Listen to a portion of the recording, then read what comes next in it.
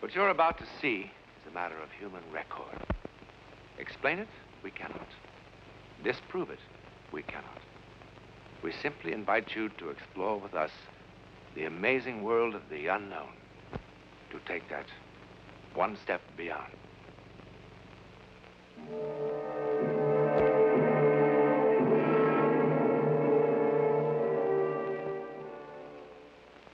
What you're about to see has haunted the minds of men for 40 years.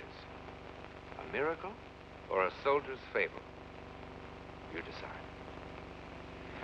At 22:30 hours on the night of November the 14th, 1915, something happened in the war-darkened skies over Europe. It was seen by a British mortar unit here in Flanders. It was by a Russian sentry on the East Prussian front. It interrupted the maneuvers of an Italian infantry company here. It was observed by an Allied reconnaissance plane over the English Channel. Thousands of soldiers from all the nations of Europe ultimately were involved. But in the beginning, there were only 4.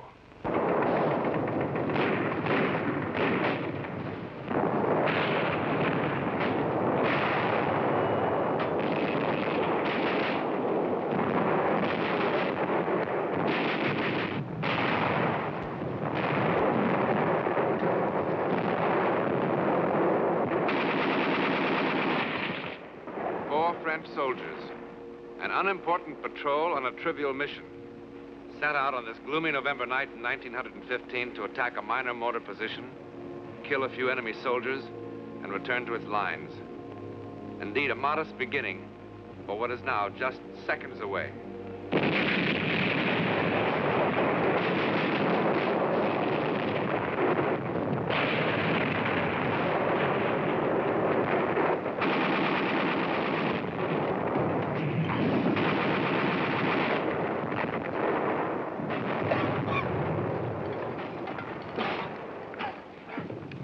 Think of all the pleasant things a man of my sensitivity could be doing tonight. Watching the ballet, playing the piano, enjoying vintage wines. A night like this is good for only 2 things: picking pockets or making love. And on your feet.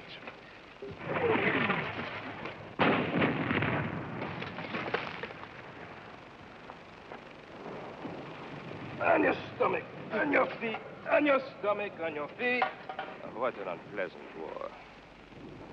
Those flares, do they mean they've seen us? Probably. What will happen? If they kill enough of us, the next ration of schnapps. If we kill enough of them, perhaps they let us take a bath. It must be strange to kill for the first time. Strange. Actually, I enjoy it. Each time I kill, I think there's one less Boche between me and those lovely bottles of wine gathering dust in my cellar. When's that blasted thing going to fall?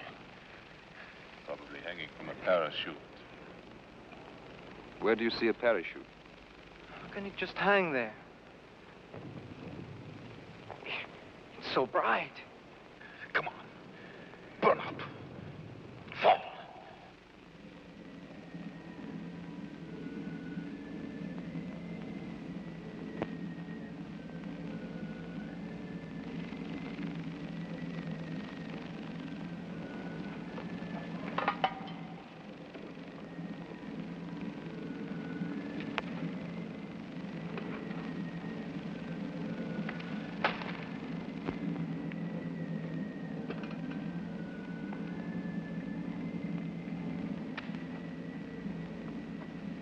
Get down, you fool.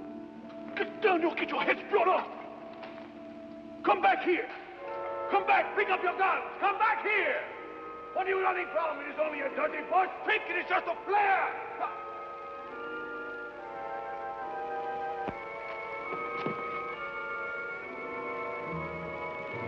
Oh, my God. My God.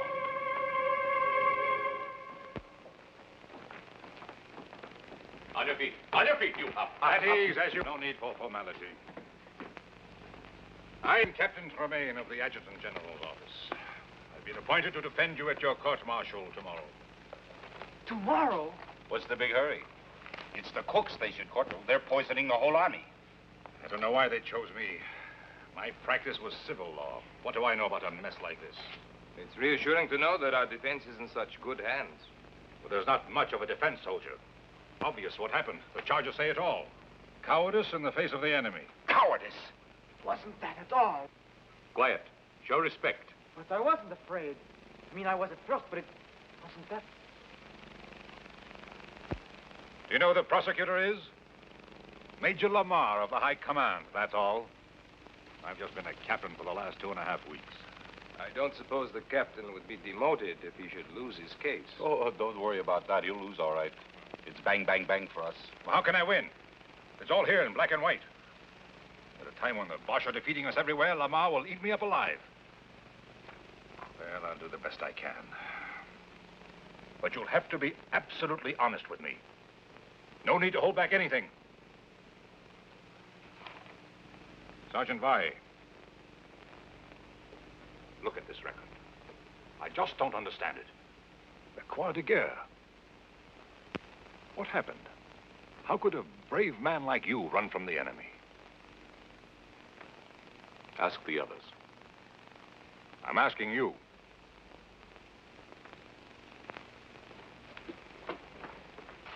Look, they're going to make an example of you men. That's why they're doing it so fast. Don't you understand that? Sir, ask the others. I really don't want to ask any of you. I don't like to defend cowards. Why do you call us cowards?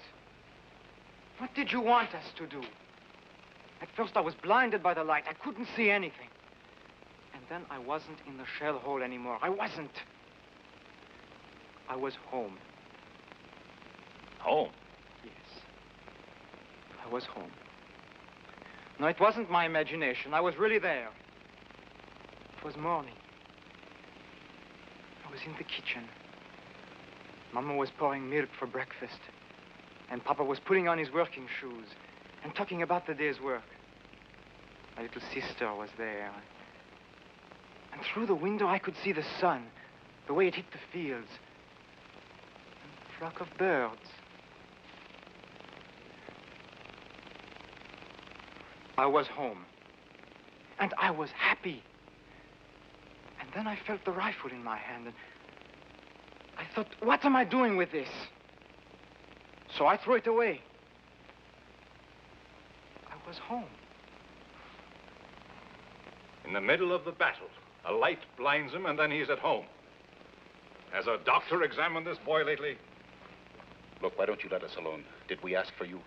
No, and I didn't ask for you. All right, then, goodbye. There is no way to speak to an officer. Get him out of here! Pauline, shut up or I'll bat your head in. You want to know where I was? Well, listen to this, Captain Fancy Pants. Let me tell you where I was. I was on the deck of the Montez. A rusty little freighter carrying pig iron from South America to Marseille. Flopped on the forward deck, just taking it easy. I never felt like that in my whole life. I was free. I could breathe. There was nobody in the world that I wanted to punch in the mouth. I wanted to stay like that for 100 years. A part of everything. Everything. Tell me I wasn't on that boat. And I'll make you eat all those pencils.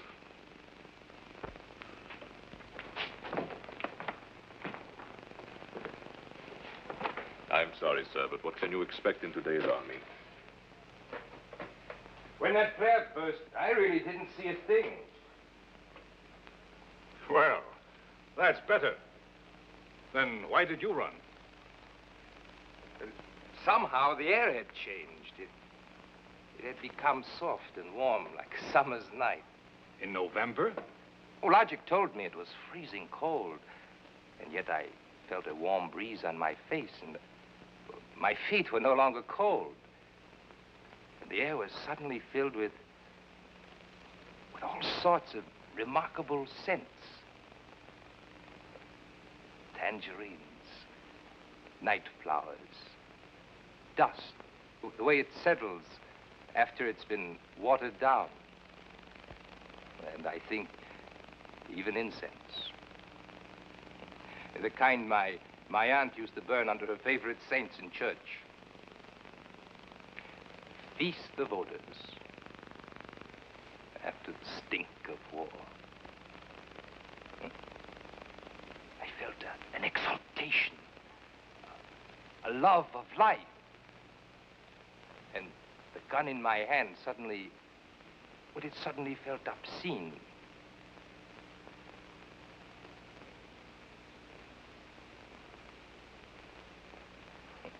Obscene.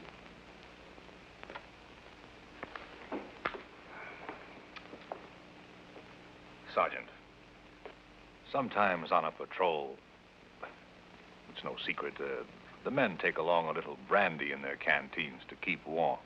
Ha! Now we were all drunk. You're all talking like drunks. Nobody had a drop. What did you see, Sergeant? I'm going to look like the world's biggest fool. I was in the kitchen. Mama was pouring milk. I was on a freighter, carrying pig iron. Like incense my aunt used to burn under her favorite saint. They'll laugh me right out of the courtroom.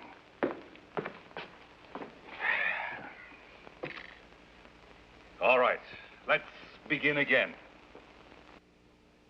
You from the testimony of your men, Sergeant. Let me see.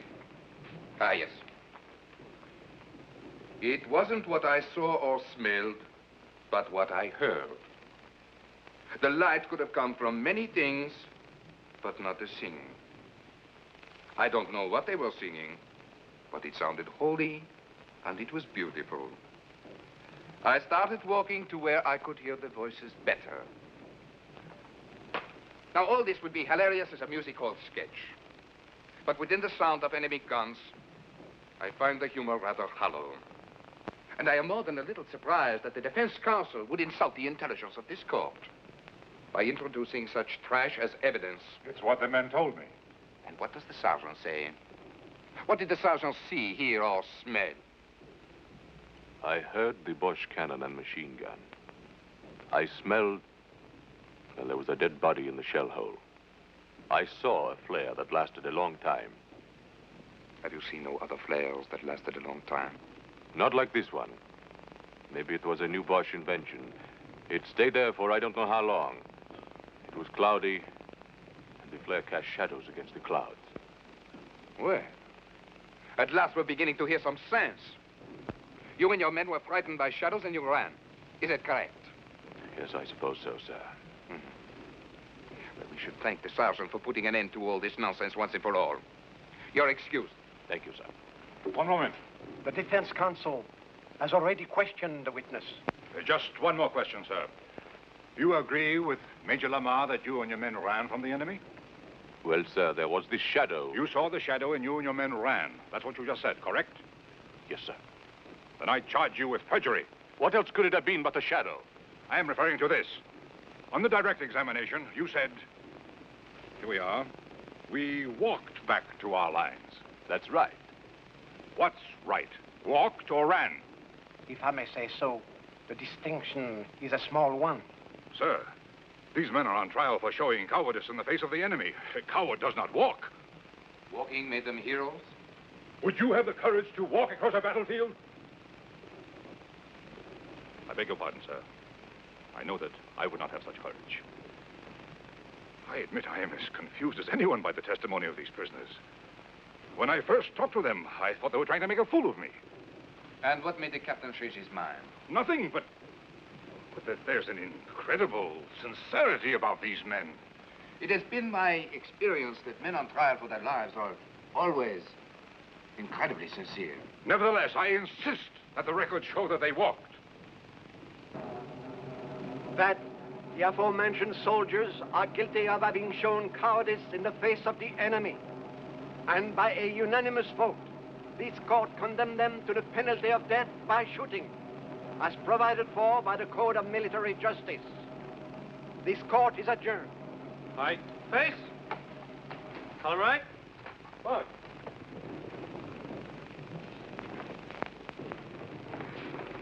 Cheer up, Captain. You did a good job.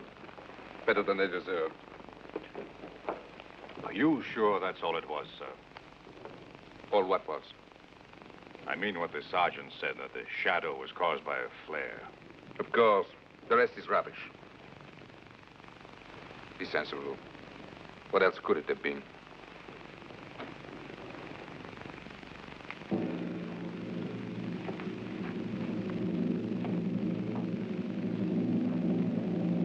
What else could it have been?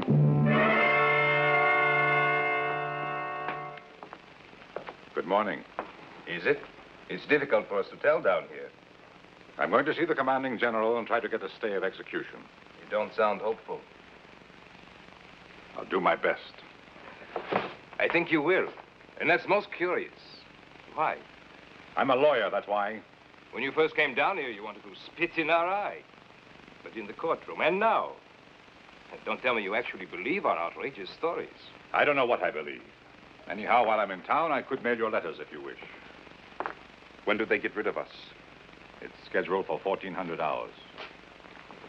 No letters, Sergeant? After 18 years in the Army, I've nobody to write to, sir.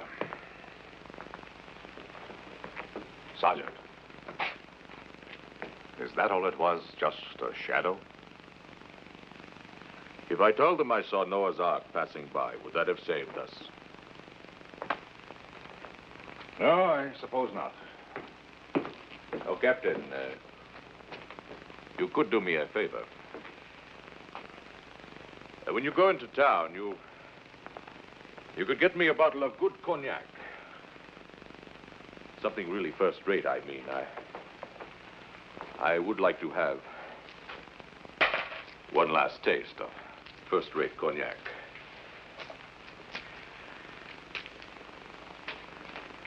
Of course. It wasn't the shadow. And I don't imagine things.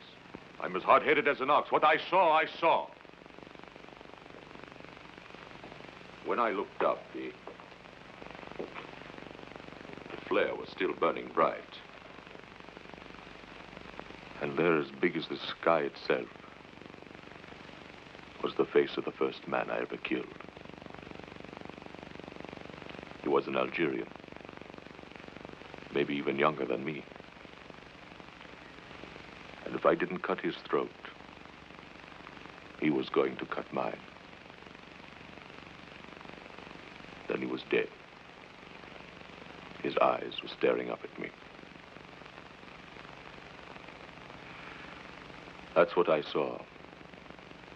That Algerian kid. And you know how he looked?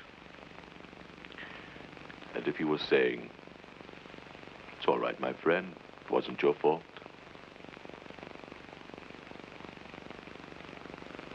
That didn't make me feel any better about it.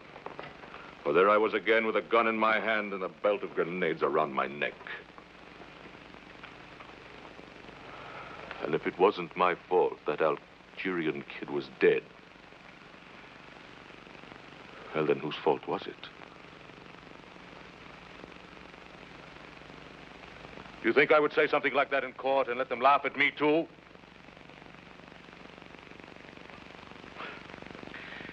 But if you were to get that cognac, well, I can still drink it, you. Better hurry, sir.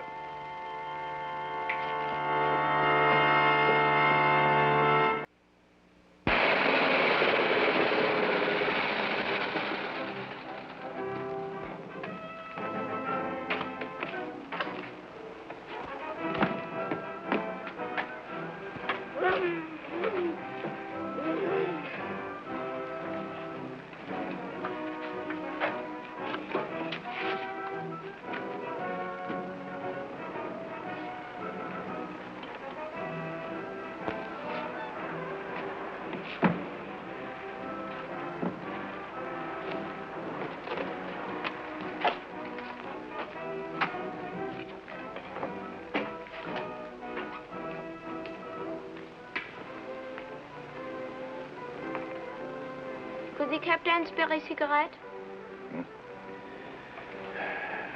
Take them all. Thank you, sir. Oh, thank you. My grandfather will be so happy. You see, we are all that's left of a family of 7. I'd like to return the captain's kindness. That's all right. Would the captain like a sack of white flour?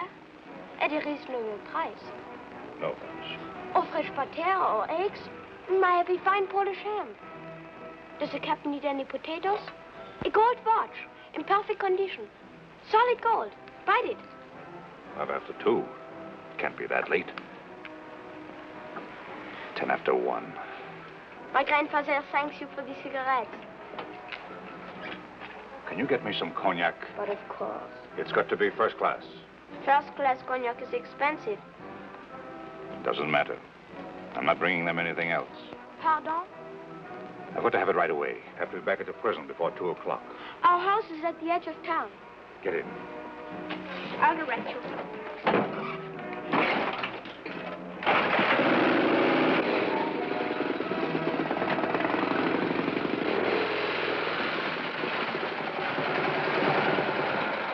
The Bosch are just a few kilometers behind those woods. So pretty soon you'll be able to sell them potatoes and ham and butter. I am learning a few German words. It's a difficult language. I'm sure. The cognac is in the cellar. I'll get it.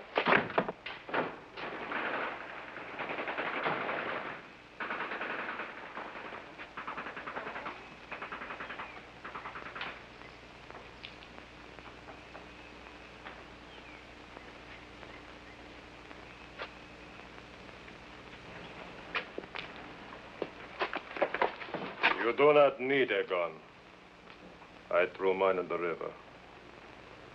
I've been walking through the trees for I don't know how long. I'm tired. Very tired. For me, the war's finished. Let someone else call Reddy, Abe,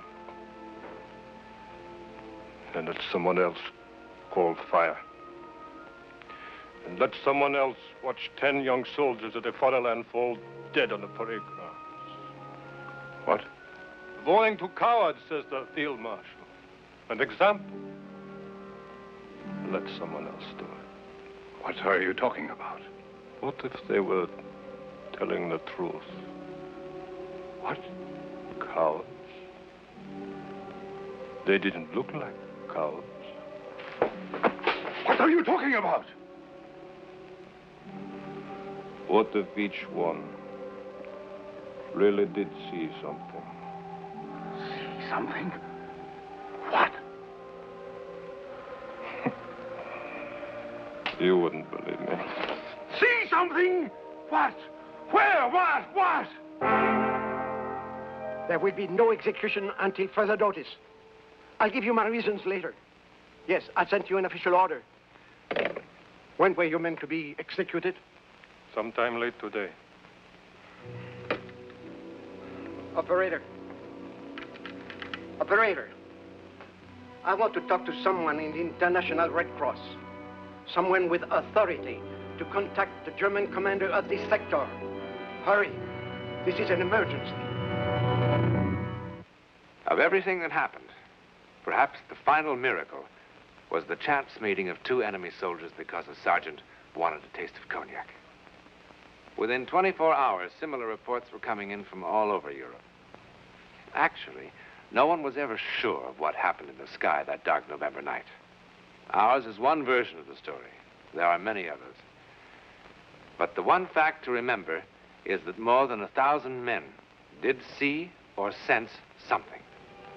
In any event, it is a matter of public record that for a while, men could not kill each other. And in the end, if all else is false, that is miracle enough.